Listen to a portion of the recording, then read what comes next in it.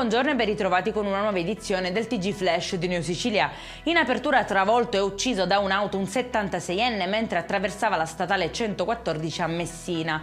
L'anziano era appena uscito dal locale dove aveva festeggiato la laurea della nipote quando è stato centrato in pieno da una Fiat 500. Vano il trasporto in ospedale dove è spirato poco dopo. Imprenditrice anti-racket palermitana occupa abusivamente un bene confiscato ai boss di San Lorenzo, provocando un ingente danno erariale allo Stato. Avrebbe utilizzato senza alcun titolo l'immobile trasformandolo in una palestra. Dopo il sequestro dei locali adesso la Guardia di Finanza le ha bloccato beni per 250.000 euro. Una storia paradossale proprio perché l'imprenditrice aveva denunciato gli estorsori di quel clan.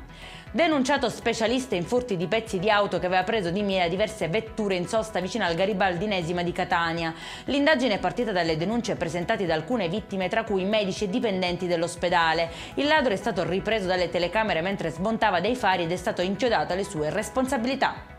103 lavoratori in nero e 40 irregolari individuati dalla Guardia di Finanza della compagnia di Paternò in 29 interventi di controllo di esercizi commerciali di paesi del versante sud-ovest dell'Etna.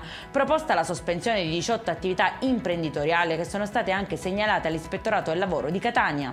E in chiusura sono stati pubblicati i dati elaborati dalla Fabi di Palermo sulla scorta del rapporto intersettoriale sulla criminalità predatoria 2024 del Centro di Ricerca ABI sulla sicurezza anticrimine. Maglia nera per la Sicilia è al secondo posto in Italia per numero di rapine in banca.